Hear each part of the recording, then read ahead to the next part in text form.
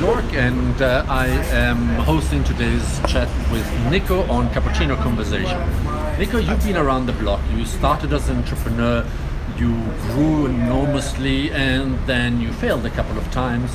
What are some of the lessons in your journey that you would love other entrepreneurs who are starting to learn from? Thanks, York. I would definitely say that I have flirted quite a bit with failure. And I think that the one comfort that I have from it is that I've had successes too, because you can't always describe the success that you had from the outside, right? So I think sometimes people are scared to try new things out because they are scared that they may fail, and people would call them a failure. And I think the one big lesson that I've learned in all of this was, even though I've had 2 or 3 failures in the process, I still feel quite confident because there were lessons learned, and that's valuable because you can't get that from a book.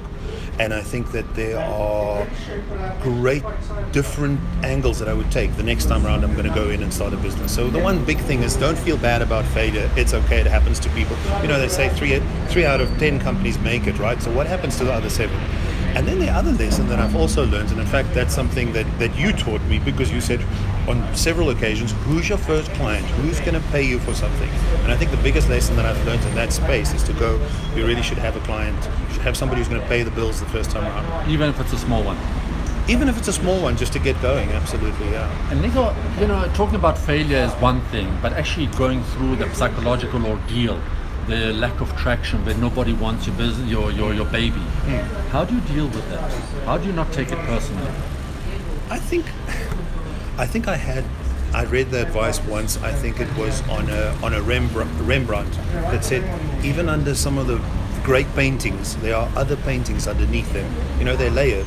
So if somebody painted something, they just carried on going. If they didn't like it, they painted the canvas white and they started again.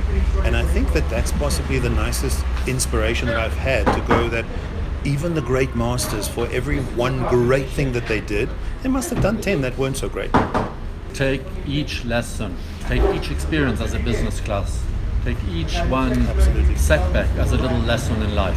Absolutely, and I think one of the most important things that every entrepreneur should do is, when you've learned those lessons, you should share them with other people also, because I think that is what I found in the community of entrepreneurs in South Africa. That's an amazing thing. The knowledge that you have, you never keep to yourself. Yeah. You go and tell other people, because you're going to learn a lot of other lessons at the same time.